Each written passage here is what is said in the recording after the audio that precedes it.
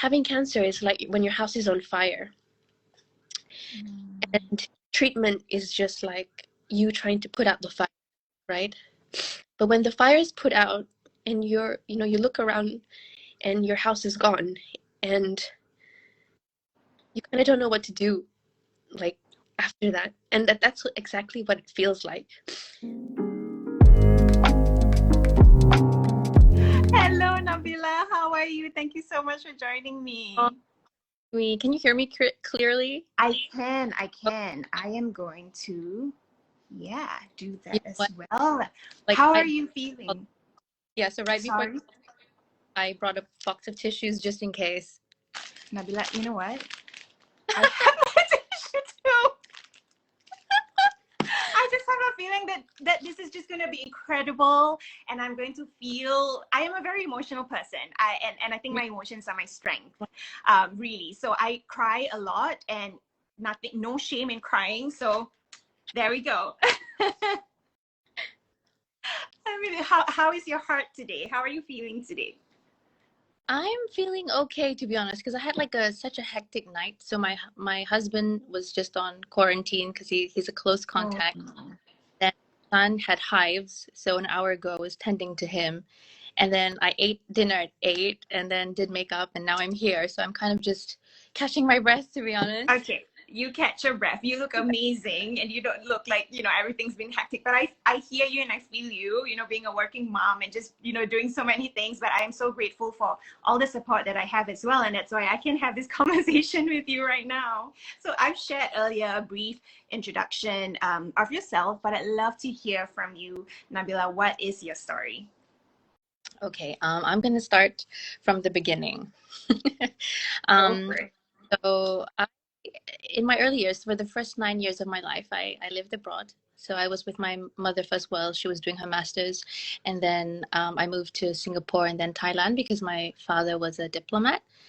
And then I came back here. I didn't know any Malay. So my mom put me to tuition school because Bahasa Melayu is quite important here. Like we needed to like pass Bahasa Melayu to get scholarship. And then, so I studied on, did A-levels, and then eventually got my scholarship.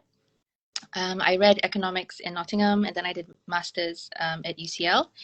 Came back here, got a job at the Strategic Development Capital Fund, and that's where I work now. It's been like 10 years. And wow. Yeah, I can't believe it's been 10 years. I don't know. You must really love your job too. 10 years is a long time. It's amazing. Yeah, I'm quite passionate about what we do in general at my workplace. So I'm quite blessed to work there.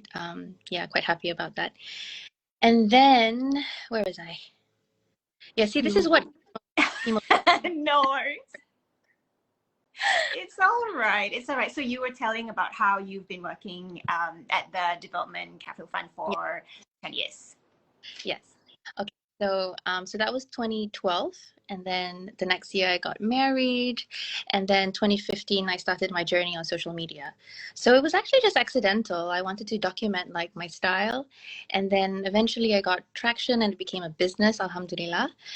And then 2017, I think we were 4 years into our marriage at that time, and I thought like, something might be wrong here because, well, everyone was just getting pregnant like so easily, right? Like people were getting pregnant on their honeymoon, and like we were like really struggling. So 2017 we went to see the doctor. The doctor said we can't have kids. And then, well, obviously we were quite devastated at that time. I think I was devastated for like the whole week. And then I kind of just like red door, right? Because it can't be that bad, like just me and my husband. I'm totally fine with that. And to be honest with you, like when I was younger, I never really thought of myself as being a mother until I couldn't. The kind of human that. Yeah. And then my voice is already shaking. I don't know if you can tell. I'm here to support you. Like we're just, this is a safe space. And again, I think I shared it with you during a pre-interview as well. At any point, if you feel like, you don't really want to talk about something, just please let me know and we'll move on to the next question. No, Whatever is comfortable for you. I'm totally fine in sharing. I'm just my tear ducts have like a mind of its own. That's what my Let them fall. I know. and then so yeah, so but life works in mysterious ways, because months after that, so this kind lady wanted to look for a couple, because she couldn't financially support another child. And so 2 months after, Umair, my son, was born, and I was with her when she was in labor. And I stayed in the hospital with them for the first 3 nights, helping her out. And then yeah, I was he's now 4, which is a pretty. Mashallah. Mhm. Yeah. and and then I kind of wanted to go more into that, but I can feel my nose flaring. Let's see if I can get through this story. Yeah. Yes, anytime you can move on, and then I can always come back to it, because I do wanna, it's firstly, thank you so much for allowing yourself to be vulnerable and sharing your story. I think, so many women firstly struggle with silently, even with infertility, and we don't talk about it enough. So I think by just sharing that alone, like, you're already giving women who are tuning in and perhaps quietly struggling, giving them the strength and seeing them and making them feel seen and heard as well. And hopefully they'll feel less alone and feel really, really supported. So thank you so much for being candid and open and honest about your journey. Yeah, I'm gonna just Go let it for it. because Yes, emotions are strength. Yes. yeah. So I was with so I stayed with her. Sorry. I apologize. At the beginning. So I was with her. I was with them at the beginning, and sorry. I think it's just such a confusing period, right? Because whilst it was happy for me, I was sad for her. Mm. But I'm really grateful to her for trusting me. So so like every time I do like how I raised Umayyah, I make sure that like I have it at the back of my mind that it's a bigger amanah, because you're taking care of someone else's birth child. Oh It is, God. it is. And you are doing amazing. The dips popping. So many people are so supportive and they're sharing that you're amazing, and thank you for sharing, being so vulnerable. Absolutely. I don't you by giving the language, by just sharing about your experience, you're giving the language to other women who may be going through this and hearing this, and these could be the exact words that they need to hear as well. Some of them may be going through exactly the same thing as you, and what you're doing is to actually make them feel less alone. Okay, so where was I? So that In was the 27 hospital. at the hospital. Yeah. Yes. So now he's 4. Mm. Yeah, he's 4. He's really big now, and he's giving me negotiation training skills. I love it. I love it. Yeah. So so that's that part. And then Mm. I kind of wanted to venture into like my own label, and it's called Element. So it's at In Your Element, and it's currently on hiatus because I'm currently in this journey where I'm trying to figure out my place in life, and I kind of want to do things more mindfully. Mm. So the next time I put out a brand, I want to make sure that it's good for the world, and it's good for the environment, and not just something that you know out there because I want it to be out there. So I'm kind of just trying to find myself in that sense. So that's why that brand is on hiatus. And then 2021, I started my MBA at Imperial, distance learning. I started in January, and unfortunately, I was diagnosed in February, stage 1 breast cancer. Um, yeah, it was very accidental, in the sense that I was just trying to be responsible, right? I was like, hey, this is the responsible thing, getting checked. I wasn't really expecting to find anything, to be honest. But yeah, the doctor found something irregular, and I had it biopsied, and then the doctor told me that it was malignant. I still remember being in the doctor's room, when she told me that I had cancer. I think I was going through like the 5 stages of grief, in like the shortest span of time. Like I was going through it and accepting it. I was like, okay, yes, what do we do now? And then I was devastated. I was crying and grieving. I couldn't stop like wailing. And then I was also in denial because I asked her, are you sure? Like I'm 31. Like how can I have cancer? That makes no sense. Like I'm perfectly healthy. Um, so yeah, that's that. And then I think that was like the most like defining moment in my life, and that's where like I finished treatment. I had a lumpectomy. I had chemo. I had radiotherapy, and then after that, I kind of felt lost. I forgot like kind of just I forgot who I was. Um, and so that's the journey that I'm on now, finding myself and finding my purpose, and doing things that make me happy. Yeah, that's that. That is Nabeela, thank you. That is your story, and it's an incredibly, I mean, we say inspiring all the time, but what does that mean? I think to me, what that means is you make me feel like there's just so much more to life than we know. And when we're given a chance to actually look within and really be intentional, be conscious, be mindful of what life has to offer and what we want to give the world, like that's such a beautiful, beautiful thing. And that's what I get from you and your story and what you've shared. So thank you so much for doing so. Thank you so much for being so open and vulnerable and candid with your story and all that has happened to you. And 31 really is young. I am 31 too. So it is young. We think like, oh, we're in our 30s and like, is the next stage of life. But in the grand scheme of things, we still have, inshallah, a week to go. And, this experience you shared with me, stopped you in your tracks and really made you rethink everything. And like you said, you want to live a more purposeful life and be happy and all of that as well. I want to pull back and just go back to, I think that was in 2017, okay. when you when you first met your son. Firstly, again, thank you so much for being open and candid about how you struggle with infertility.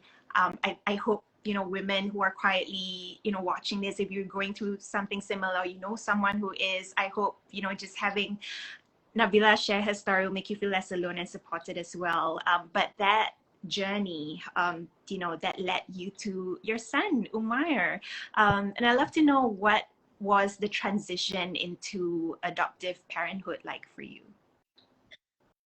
I think it was definitely a shock at first. It was a good kind of shock. Like I think you can never be prepared for parenthood, right? Even though like you've carried a baby for like 9 months in your belly. I don't think anything could ever prepare you for parenthood. And I think it was the same for me. I had 2 months to prepare, so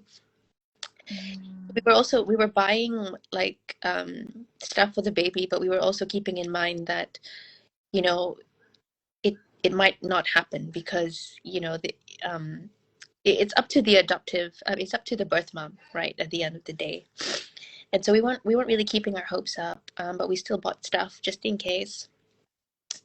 And then yeah, I think everything I go through um, is what a birth mom would probably feel. So I at times I felt like mom guilt, like I wasn't doing things right, or um sorry, I lost my train of thought. No worries, mom guilt. You were feeling everything that above mom feels. And absolutely, because you are a mom, it doesn't make you less of a mom that Yeah, you exactly. didn't give birth to the child. Yeah, and I did feel lost at one point. Like I felt sad because I felt like I lost my youth, or like my younger. Mm. And I've had conversations with other moms too, and they feel that way. Um, but yeah, I think, like I said earlier, so everything I do, I keep it in mind that it's a bigger amanah, because um, he has a birth mom, and I'm taking care of him. You know, so So yeah, but it has been like such a wonderful journey. I even like had induced lactation. I went to the doctor, had, Yeah, wow. What was that like? What was that whole experience like? oh my gosh, that experience is amazing. Like it's a story of itself, because I Yeah. remember, so you have prescriptions to take, and then you also have to like keep pumping, because to create that supply, to create a fake demand so that there'll be supply, right? And then I remember like texting my best friends that afternoon. And then, yeah, I was texting my best friends, Zira and M, and I had a pump. I had a breast pump on me. And then suddenly I heard like droplets. They were just like one, like tick, tick, tick. And I looked down at the bottom of the bottle, and it was milk. And I was like, oh my gosh, this is like a miracle. And yeah, alhamdulillah, I was able to feed him. It's not as much supply as like other moms, but I'm still like very grateful for it. Um, so yeah, I think that's like my favorite part of the journey. And it's such an amazing part as well. You know, I feel like it's how your love for Umair, like you were willing to do all of that to show that too. It's just so amazing, and I can't wait, to just continue and following your journey and Umar's as well and learn about that. Thank you so much for sharing that, and what that transition has been like. I think, I absolutely agree. I have another friend as well, who's also an adoptive mom, and she shares, the same thing too. She shares her journey, and I just feel like, it doesn't make you less of a mom. Yeah, Truly, like that's your role as well, and that's your identity, which is something I'll get to later as well when we talk about this notion of identity. yeah, But now I'd like to talk about your journey and your experience battling stage 1 breast cancer. Um, just, can you share with us what was that whole journey like for you? You shared about the diagnosis, but if you could share a bit more about the whole process and the recovery and the treatment and all of that, and mentally, I guess, what was that like for you? I think I was like, when I was diagnosed, I was devastated. I remember there was a Thursday night.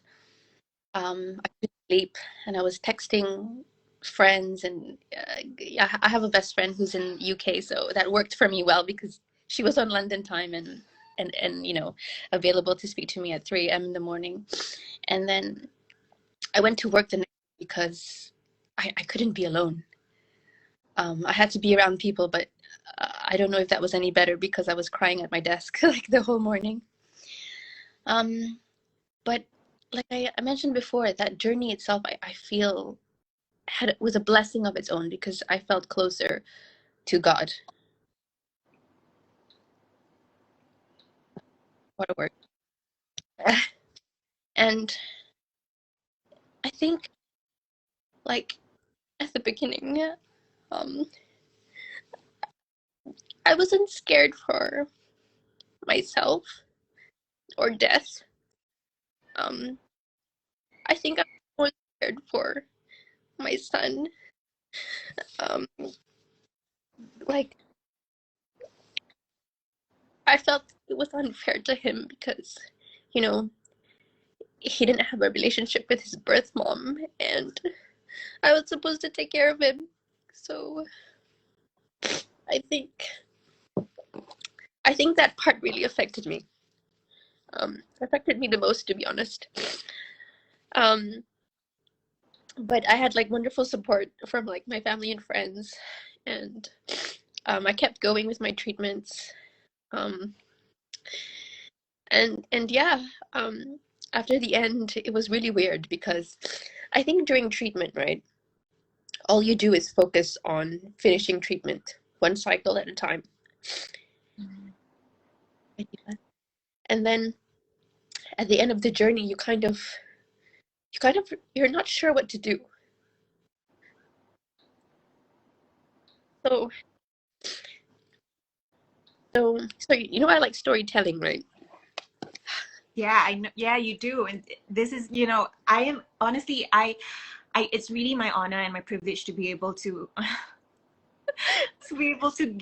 hold space and provide this space for you to tell your story. It's amazing, and I really feel really, really privileged to do so. So yes, you're a storyteller as well. Please continue sharing your story. So yeah, so I love storytelling, and I was really sad that one day because I felt really lost. It's like, so I read this quote somewhere. So it sort of feels like this, right? So when you're having cancer, it's like when your house is on fire, and treatment is just like you trying to put out the fire, right? But when the fire is put out, and you look around, and your house is gone, and you kind of don't know what to do, like after that, and that's exactly what it feels like. Um, so yeah, so I was really devastated and really lost post treatment. I kind of wrote a song about it, um, and I'm quite excited to share that song, maybe like in the next few months. But it was just my way of creatively putting my feelings into words. Thank you. And that you're incredibly brave. Like I hope you know that. Like I can feel your courage and your bravery, and you just, despite everything that has happened and that you've experienced, you continue to show up. If you're not, if you're not showing up for your family, you're showing up for yourself, and just being here right now and continuing to show up. It's just incredibly, incredibly inspiring, and I'm grateful to be able to know you and to know your story as well. So thank you so much for sharing that. And that analogy, my goodness, about people who are battling with cancer, and it's as if, it's your house on fire. And wow, that it's a really strong imagery, and I cannot begin to imagine what you must be going through right now. But I hope you know that there's so many of us here who are watching this, who are all behind you, all rooting for you. We're in your corner, and take all the time you need, heal and learn to love and accept yourself all over again, and discover all these things in your own time. It's so exciting. I'm so excited for you. Thank you. Yeah, I think the journey is about just being healthy, eating healthy, because I didn't live this far to just live this far. Absolutely. Thank you so much for sharing that. And now we're still on this, and I just like to read a paragraph from one of your Instagram posts, which was actually a reflection of your journey, your cancer treatment journey. And you said, I'm not sure how long I'm able to do hormone therapy, and that's one thing you're doing right now, hormone therapy. Would you like to share a little bit more about that first before I continue reading your quote? So my cancer was hormone sensitive, which means that it fed on my hormones to grow. So one of the treatments that I had to do is hormone treatment. So basically, it blocks your hormones, and I'm actually menopausal. I don't have to buy pads every month anymore, which is good. Um, but yeah, I do feel like my body's sort of aging, and all that menopausal symptoms. So yeah, that's happening, and I have to do that for the next 5 years. And depending on where I am at 5 years, I may or may not continue on. So I might just be like menopausal forever, which is okay. Which I'm okay with, to be honest, because me and my husband can't have kids anyway, so it doesn't really bother me. Yeah, just the symptom part, the gaining weight part that I'm trying to sort of stabilize. Thank you so much for sharing that as well. And I really hope that you'll continue, that God will grant you the strength and the patience as well to go through this journey, and the therapy as well. So I'm just going to continue sharing and reading this post of yours. So you said, I'm not sure how long I'm able to do hormone therapy. In my head, I'd do it for as long as it takes because I'm scared. I'm so scared when I hear stories of recurrences. Sometimes the fear is too much that it keeps me up at night. I'm quite envious of healthy people who aren't afraid to live. That used to be me. But now I'm constantly afraid, and I don't think that would ever go away. Sometimes I still can't even believe that I was that 31-year-old with cancer. Yeah. And reading that, and just reading that, I could just really feel your fear that even though you've completed treatment and alhamdulillah, you've won the battle as well, that fear will continue. But despite all of that, like, you've chosen to lean into courage and to continue to be brave and to have faith, as well, and to show up. And that's just incredibly inspiring. And I just wanted to know, what is something you'd like to say to those who are currently, perhaps if they're tuning in, they're struggling and battling with cancer as well, or if they have a loved one who's battling cancer, what would you like to say to them? Well, I think I'm not, well, exactly. I don't know if this would work for you, yeah, but it definitely worked for me. Because going through the treatment, no matter how much support and love you have from your family and friends, you'll feel lonely because you go through the treatments, right? You go through the symptoms, and you go through the pain alone. I mean, you feel it alone. So what helped me was talking to other cancer patients and other cancer survivors. Just talking to someone and listening to the pain that they're going through, and knowing that you're not alone actually, and your symptoms are normal. Because at one point during my first cycle of chemo, I was in so much pain. My back hurt, my head hurt, and I had hemorrhoids, and um, I had to be hospitalized because my white blood count was down.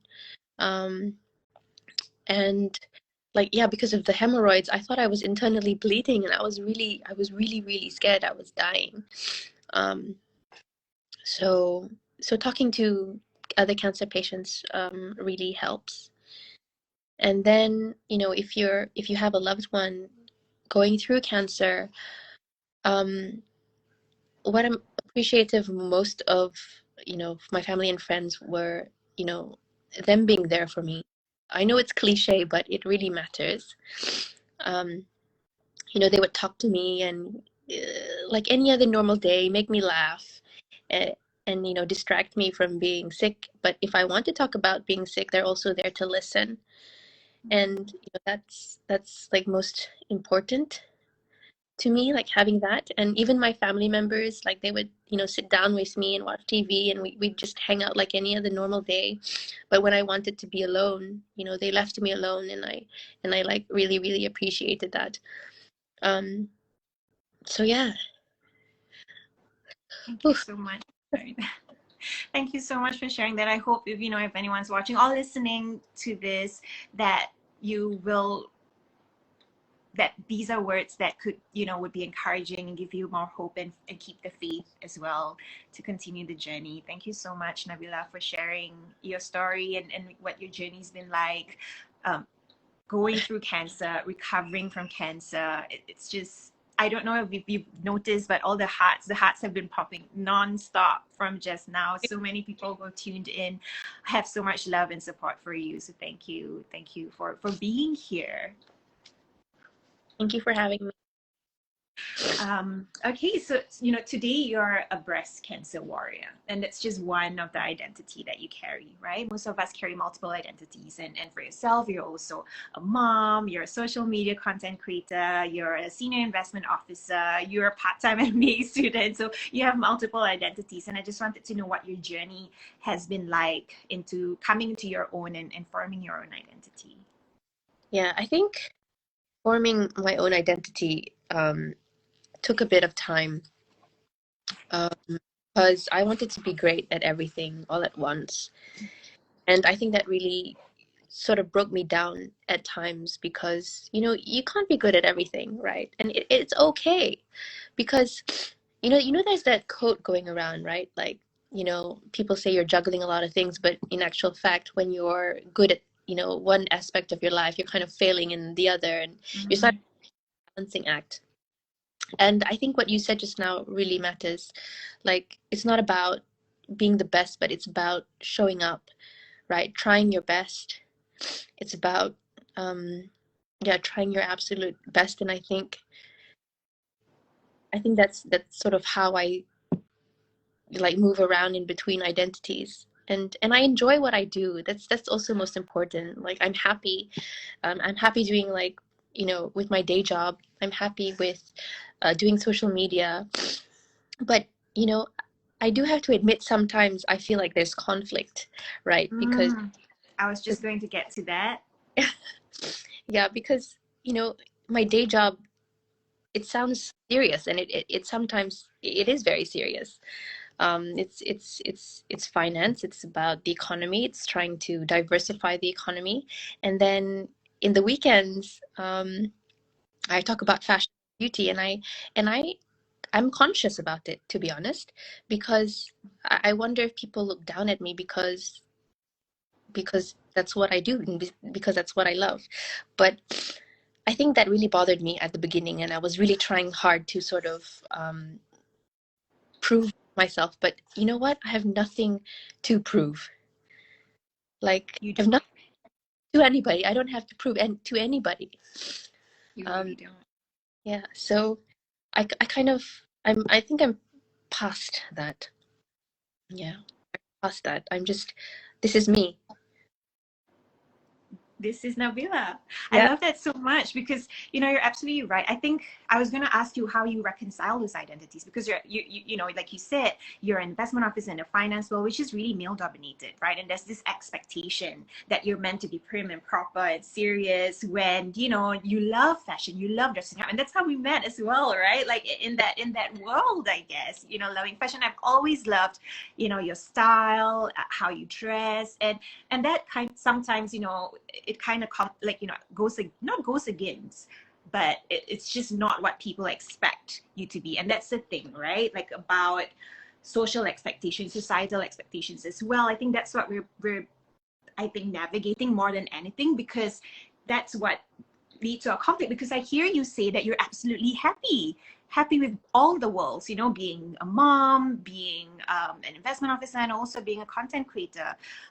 So you are happy, but I think it really is about how we manage the expectations of others as well, and that we don't fit into that mold, right? So that's, I think, for me, for example, like, I used to be you know, a documentary producer, an investigative journalist, but I also love fashion, and I always didn't feel like I fit in, because, or I'm meant to kind of like dress in khakis and like black, or, you know, and like be really Yeah. serious and like serious journalist. And I'm like, that's not me. I love, you know, expressing myself, Yeah. you know, choose what I wear, and it's very different, and, you know.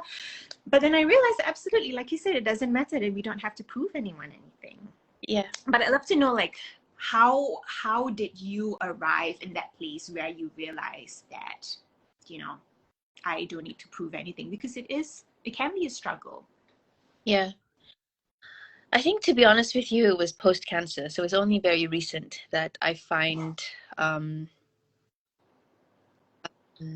solace, or like peace in being myself, because, you know, after cancer, you just realize that life's too short to really care about what other people think, and, you know, just to focus on things that you love doing, that makes you happy. Because, you know, like, when I had cancer, the first few thoughts, like, other than like leaving, like, my son and husband, it was about whether I'm proud of what I've done, whether I've like accomplished my goals and chased everything, like chased all my dreams. So I think after that, I just, you know, yeah, exactly, like, this is me. You just have to take it, because at the end of the day, if I don't do what I want to do, then I'm going to regret it. That, thank you so much for sharing that perspective. Absolutely. I mean, you know, for me, like, you think about it, just listening to your story alone, and it's just made me realize how much bigger this world is and this life is as well. And I don't know if you realize that sharing your story is giving this, you know, the perspective to others as well, and to let us know that, you know, we should continue to show up, because there's just so much more to give and so much more to do and so much more to receive as well. Yeah. So thank you. But, you know, because this is called Nusantara Women Conversations, I wanted to know, what does being a Nusantara woman mean to you? You know, I had to Google that. Like, what is Really get it. so I'm gonna answer it in the context of being a Malay woman. So how I'll just give you a bit of, yes, exactly. So that's that. So if you are a Nusantara woman, if you identify with the Malay cultures, you know, of the Malay archipelago. Yeah. So you're absolutely right. You can think of it that way.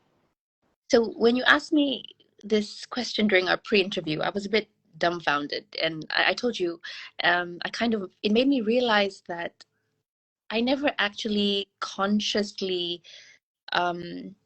think about or identify with being Malay. So, for example, when I'm abroad, I identify with being Bruneian. I identify with being a Muslim because I wear the headscarf. And I identify being a woman. That's what I identify with. But it made me wonder why I didn't identify with being a Malay. So I started thinking to myself, right, at what situation did I think of myself as a Malay? And I could think of one situation. This is going to be hilarious. Okay. When, oh, did I just say it's going to be hilarious? I kind of set myself. It's fine. It's a story. I love it. I can't wait. Go for it. Share it with us. So in our MBA cohort, we're divided into teams or groups to do our modules, and I'm in a team with 3 Singaporean men, right? Okay. And I think at that point I felt very Malay, because I was aware of being Malay and being afraid that they would think of me as a stereotypical Malay. You know, we talked about this too during our pre-interviews. You know, Malays are typed as being lazy or, you know, not wanting to do the work. So I think every time we had a group discussion, I was mentally exhausted, to be honest, because I kept trying to prove to them that I had something to say. Wow. Yeah. I'm getting emotional and getting goosebumps just listening to this, because, gosh, I can't believe, because it's incredible that, oh wow, I'm just having a moment, because it's incredible that, you know, you're a Bruneian who has classmates who are Singaporeans, and it took you that to be conscious of your Malay identity. And my heart is beating so fast, because, you know, I'm doing this and I'm on this journey of trying to, you know, search this, you know, identity, and now I'm getting emotional. And why that hit me so hard is because it made me realize that, wow, like, you know, my ethnicity, I've been so conscious of my ethnicity living in Singapore my whole life. And the fact that a Malay woman who's from Brunei, you know, your interaction with Singaporean men made you conscious of your ethnicity. Like, that's incredible.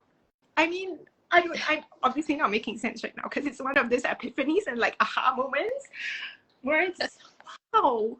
I mean, like, this is the essence of it, right? Like, why are we made conscious of that only, you know, in this regard as well? But can you speak to it a bit more? What made you conscious? What made you conscious of your racial identity with these Singaporean, I'm gonna assume Chinese men? Oh yeah, but they're lovely. Like they're really lovely. No, absolutely. I'm not saying I'm not saying that they're not, or the Chinese people in general are not. It's just how, you know, just our lived experiences as ethnic minorities in Singapore. We've just been made conscious of that. But yeah, continue. Sorry. Oh, yeah, we did talk about it before, right? Because you said that you were always conscious about being having that Malay ethnicity, and I told you, maybe I'm not that conscious because I come from Brunei, and where like a majority of us are from Malay, so I don't like consciously think, oh, I'm Malay. But I think Mm. in that setting, because I feel like Singaporeans, Malaysians, Bruneians, that's what we think of Malays. We think of them as well, not we, but like it's this stereotypical perception that we are lazy. Yeah. So I don't know why I just felt automatically like conscious and the Mm. need of show up and prove to them that we are good too. And I got into the MBA as much as you did, um so I had to like prove myself in that. Wow. I hope you didn't have to do that at all. And I think, yeah, and I think, sometimes and it's just stereotypes too, right? I mean, I imagine, it's not just the Malay race. Like, we don't have stereotypes for just a singular race, but all races have, stereotypes packed against them as well. So I'm sure other races are also conscious of that. But I think because just growing up in Singapore, we're just more conscious of these stereotypes. Some of us have internalized it as well, and just, trying to stay away, or like having to, try to prove people wrong, like you said. But I just find it incredible that even though, we don't share the same nationality, but we share the same, we identify with the Malay cultures, that even that in that situation, right? Like, that's something that we can both, yeah, it's something that a lived experience that we share Yeah. in the same instance. So that's just, it's beautiful, it's amazing, and it's also profound, I think. So thank you so much, for sharing that too. Yeah, in our like, I think we shared a bit here, in the earlier discussion, where, about how you feel connected to other Malay people, even though they're not from Brunei. So like how, both of us, like, we met in the world of fashion, and we bonded through, KL Fashion Week, for example. And I think I shared, the Instagram story of how we were both, one woman from Brunei and one from Singapore, and we were singing to a Malaysian singer's, Sheila Majid song. And that's just incredible how we connect that way as well. I wonder if you could speak a little bit more about this and share your thoughts. Um, so, when I was in Nottingham, we had a Malaysian society and a Singapore society, and I really liked well, we were close as a Bruneian society, but we were also close with the Singaporean and the Malaysian society. Um, like every time, so the Malaysian society, very rajin. They would make nasi lemak and nasi ayam, and they would sell it, and we would be so happy because we share the same food, right? Um, and I think it's a special bond, especially when we go abroad and I meet someone who I know is from Southeast Asia. You kind of smile and give them a nod, and it kind of feels warm inside, right? Um, you might not be from the same country, but it's sort of that extension, and you kind of feel home. Um, yeah, and even as a Southeast Asian, um, you're proud of Yuna, you're proud of Henry Golding, who's a Yes. Hokkien, right? And Lisa from Blackpink, who's Thai. Like, I share my pride with all those people because I think we talked about this as well. But representation Mm. is rare, so when it happens, I'm really, really proud and motivated that hey, Southeast Asia is small. I'm Malay. Not a lot of people know. So not a lot of people know where Brunei is. Every time I say I'm from Brunei, they ask me if I'm from Bahrain. Uh, I get that too. When I say I'm from Singapore, they're like, "Are you sure you're not from Malaysia? Or are you sure you're not from Indonesia?" Or sometimes I go, "Are you sure you're not from Thailand?" So it's really, and that's one of the reasons why I wanted to have this conversation with women of the Nusantara, women who identify with the Malay cultures of the Malay Archipelago, Southeast Asian Malay women especially, because some of us, when we think about Asian people, right? In the grand scheme of things, like, you tend to think of Japanese, Korean, Chinese, but you don't think about, I mean, yes, Southeast Asian, yes, but then Southeast Asian Malays, like, why, I just feel like we're not represented enough. And I love that you mentioned that too. Yuna, there's Anggun, there are so many other amazing Southeast Asian Malay women who are doing amazing things in the world. I just hope that that we're represented more, because representation matters. Because when we see these people or these women in visible spaces, or who are successful in visible spaces, it gives us the imagination. It gives us the language to be able to say, hey, this woman looks like us. I can identify with her culture. She speaks Malay. We enjoy the same food and all of that. And because they can do it, I can too. And that's why I wanted this space where we can really highlight stories like yours, your incredible journey, to say, hey, we are here. And even if it's not to say, hey, we are here, and it's just, hey, I am here and this is my story, and for other women to be able to relate to that, I think that's amazing and that's beautiful. So Yeah. thank you so much for agreeing to be here. And before we end this, I just wanted to ask, what is one message that you have for Nusantara women out there who are tuning in? I think like my message to all the other Nusantara women would be to sort of ponder on that question too, what it means to you, what being a Nusantara woman means to you. I think I also mentioned this during our pre-interview. I've always been conscious about the way I looked, because like why I didn't think I was as pretty as like Koreans, or like tall, and I feel like my nose is a bit stubby. But I think it's time that we stop and realize that being Malay is what it makes is whew, being Malay is what makes us unique. Yeah, that's it. Not just being Malay, but coming from Southeast Asia. And we are united as Southeast Asian countries, I feel, because like I said, like even though it doesn't, like when I'm abroad, it doesn't have to be a Malaysian or Singaporean. When I meet a Thai, I also feel quite close to home, because I lived there for like 3 years, but Yeah. close to my home.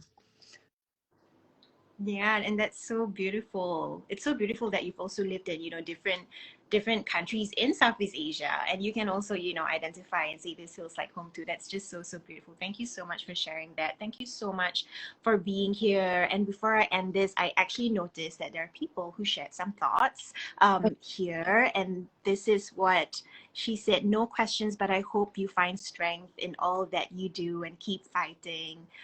She said, my sister-in-law was a fighter, and I saw how she fought cancer before succumbing to it. And someone also shared, may you touch the hearts of many with your strength too. And that's exactly what you've done during this session. And I appreciate you, and I'm so grateful for you, for allowing yourself to be vulnerable and being so open and candid with your story. Thank you so much, Nabeela. Thank you. Thank you for having me. I think when you first invited me, I really wanted to be on, because I really wanted to sort of practice my public speaking skills, but I was really worried. I was like, I have nothing to like tell Oh you. my Like, gosh. You I was looking at like the previous women who were on this the segment, and I was like, oh, these women are amazing, and I don't know if I can, you know, I'm from Brunei, and I don't want to be, that boring lady from Brunei. Oh my goodness. You are definitely not a boring lady from Brunei. There are no boring ladies from Brunei. And again, this is the thing about women in general, right? Like, we always think that our stories are not significant enough. We Yeah. always discredit our strengths. We discredit our stories, and we play Mm. small, but this is not how it should be. We should really own our stories, embrace it, share it, and tell it, because we don't know how, and by doing so, another woman out there, that's exactly what another woman out there needs to hear to help her shine, and help her say that they can do it too. So thank you. And again, yes, you are far from boring. Everything that you've shared today, mashallah, like incredible journey, incredible story. I am so grateful. Thank you so much. Well, thank you for having me. Like, I'm really also grateful that I'm able to talk and speak. And I'm grateful for the hearts, the support. It really means a lot to me. And yeah, thank you.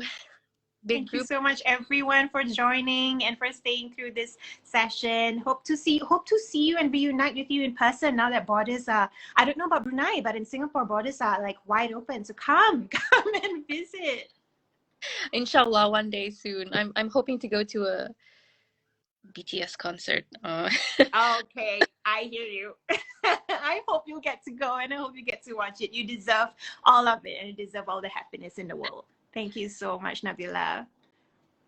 Have a wonderful evening and see you, everyone. Bye. Bye.